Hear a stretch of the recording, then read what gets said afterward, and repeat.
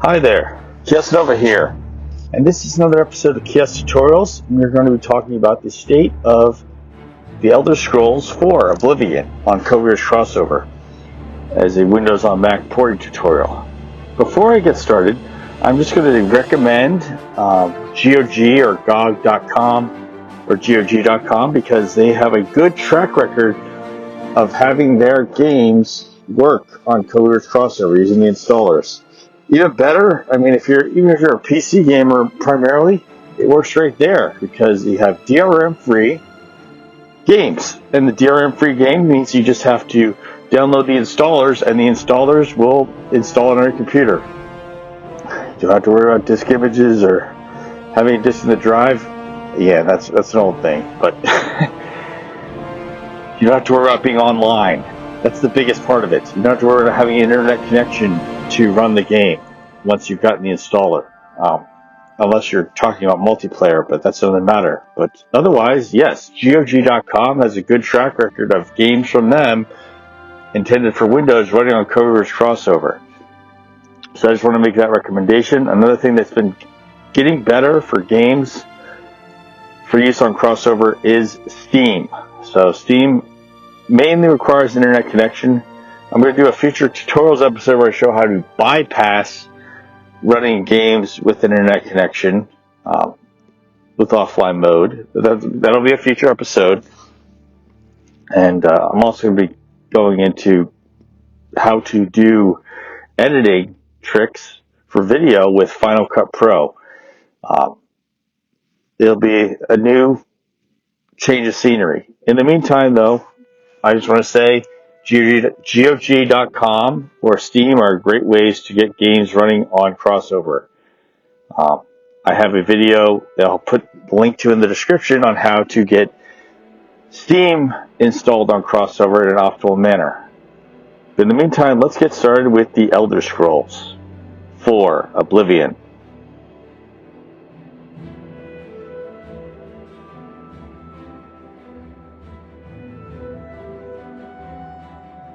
Now, as a brief introduction, the Elder Scrolls series is a series of games by Bethesda in which you play as a fantasy character in an RPG similar to Dungeons & Dragons. Although in Elder Scrolls it's played as a first-person shooter type RPG, and there's been multiple games in the series. You have Arena, Daggerfall, Morrowind, Oblivion, Skyrim, and there's going to be Elder Scrolls 6 in addition to Elder Scrolls Online that you'll be able to play. Today's focus is on the Elder Scrolls 4 Oblivion. Now, Oblivion specifically is where you have the Emperor,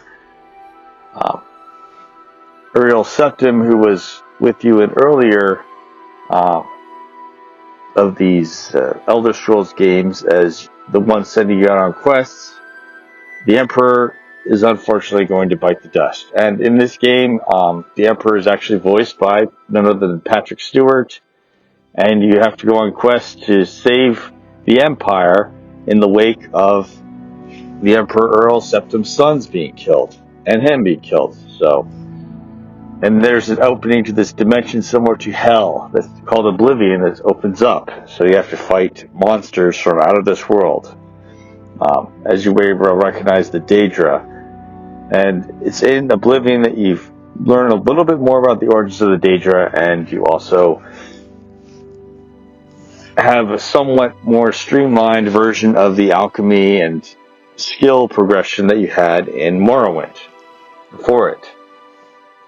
So, with Oblivion, I'm going to be showing you how to get this installed in multiple steps. First, I'm going to show you how to do the installation.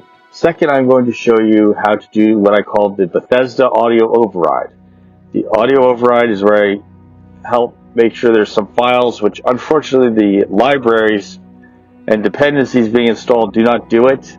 But I will show you how to get around that and get the correct audio files in so you don't have this weird, choppy, broken audio while you're playing the game. Because otherwise, this game is a classic that I regularly enjoyed. It's a little more fluid in how it works than Morrowind was, even though I do enjoy Morrowind. But otherwise, it's an interesting RPG. So we'll get started and we'll get cracking. All right. Now here, just before we are going to get started, is some actual gameplay footage I recorded as I got the game running.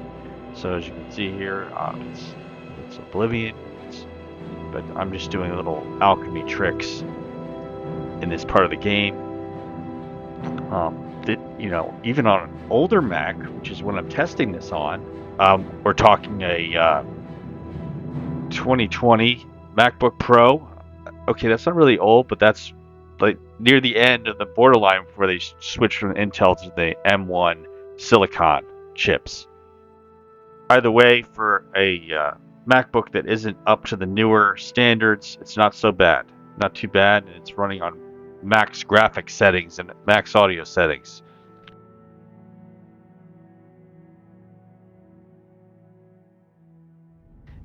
All right, now we are getting started with the installation. So in order to get installation, first you want to have a GOG.com version of the game. This is the one that I have certified is working well. The second part is you should have Codeweavers Crossover at version 23 or later. All right, so now we're getting started. So we get to Crossover and we're going to be having install a new app. Now that you have the installation files that you need and a folder where you know they are. So we're going to get started, install a new app, and that app will be Elder Scrolls 4 Oblivion. So go get install a new app and select Oblivion. So install. I'm just going to type in Oblivion. That's an easy way to find it. Elder Scrolls 4 Oblivion. Now, it says the rating is 2 and it will not run, but I'm going to show you that that rating needs an update right now. And it is updated for its functionality. But first we're going to find the installer. So it's called setup, which you downloaded from GOG.com or GOG.com. And from there, we're going to get started on installing. And then you'll get the notice or the actual installer activated anytime now. So showing up. Now it is. Now, and we have it. Yes, this is it. This is the installer file. So you're installing DLLs. Now some of these won't install, so that hence why we do the audio override, because the DirectX isn't perfect. It's much better in version 22 of Codeweavers Crossover than it has been before. Now, once we get into the installation part, where it's going to be a long slog after DirectX, I'm going to take a break and talk to you about some other channels I recommend here over on YouTube and on the internet. I mean, if you're using Codeweavers Crossover, I recommend you join the community forums if you haven't already. It's just a great way to share notes and share, how you figured out you got apps to run for Windows on Mac.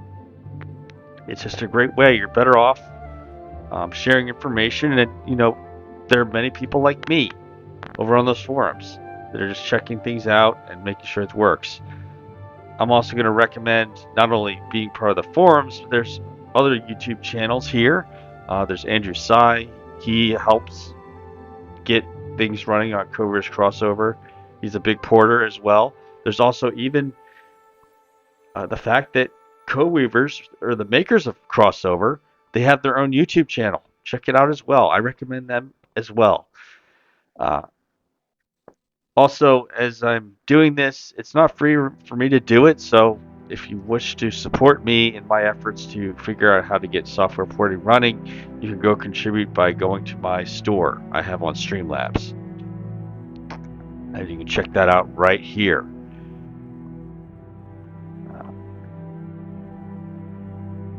And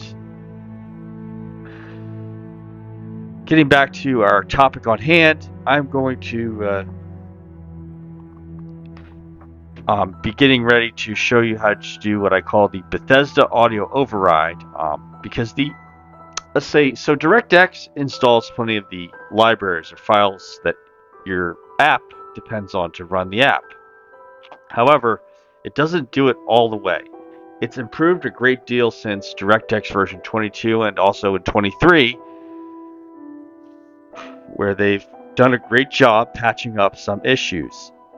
In the meantime, however, this Bethesda games have what I call and have nicknamed the Bethesda audio override, because that allows some of the file dependencies that have not been installed to become installed, and you won't get as much of the buggy audio that you tended to get with Fallout 3, Oblivion, and I'm going to be testing it with Skyrim and Morrowind when I get the chance, because those are games by Bethesda as well. But so far it's worked on both Fallout 3 Game of the Year and Oblivion. So it'll be interesting to see as I test more and report more on the state of games on Crossover how it all works out.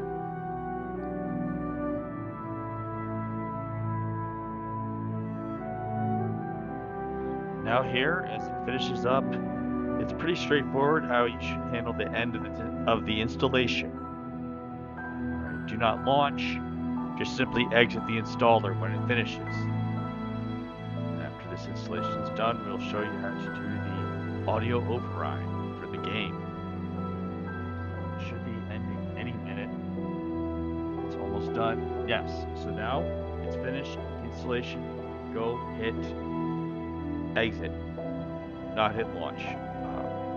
I mean, you can, but it just works better on Crossover when you just leave the installer to finish the installation.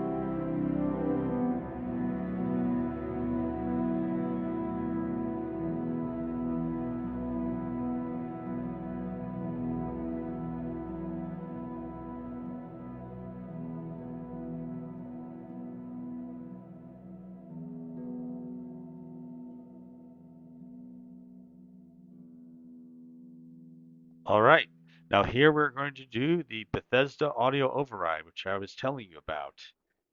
And in order to do that, we have to go to the wine configuration to locate the files that the DirectX installation missed. So here I have it. It's listed for you as a note file. You just copy and paste over into the Libraries tab on the wine configuration. So I'm going to do this one at a time. They're AUD files, but I will have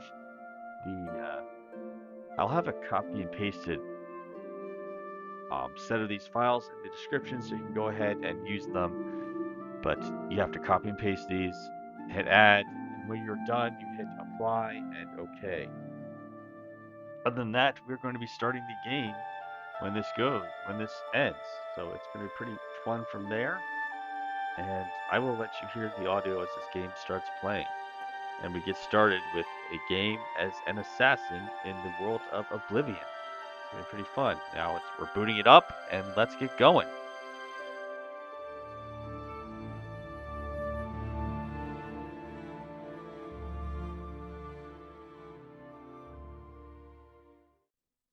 So here we're going to go to options and make sure the resolution fits your screen. 14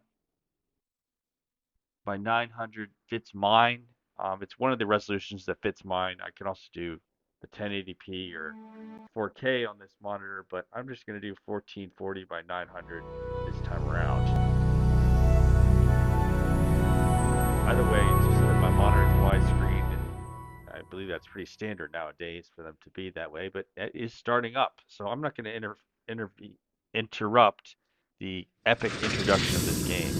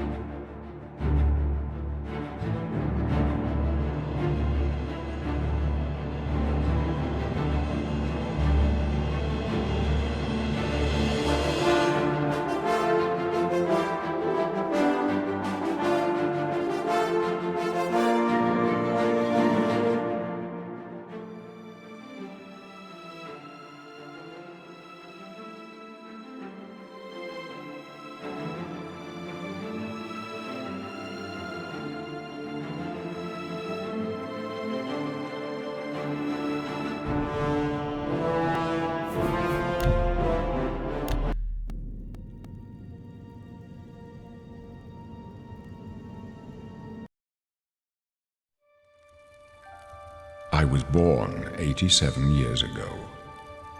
For 65 years, I've ruled as Tamriel's emperor. But for all these years, I've never been the ruler of my own dreams.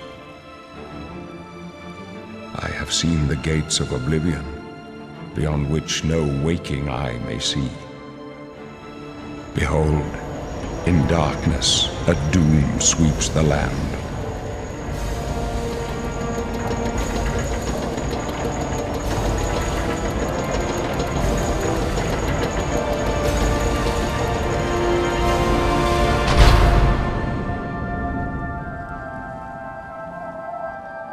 This is the 27th of last seed, the year of Akatosh 433.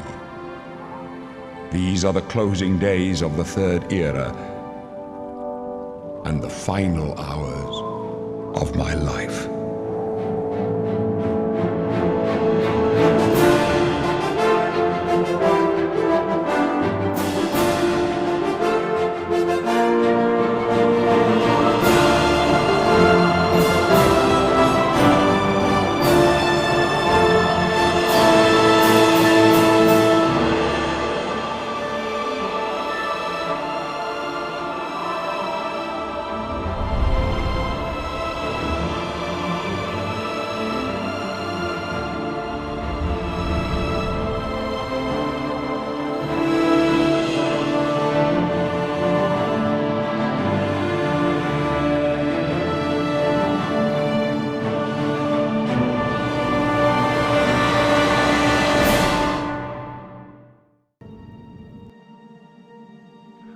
Alright, before I get lost too far in getting this game started, I just want to say, hey, thank you for watching, and to support the channel, like and subscribe. It goes a long way in terms of telling other people that you like it, and there's this guy who's giving amazing tech tips. In the meantime, I hope you enjoy getting these games running the way I've enjoyed finding it to work, and by all means, join the crossover community. There's plenty of us out there like me that want to share what we've learned in getting apps running.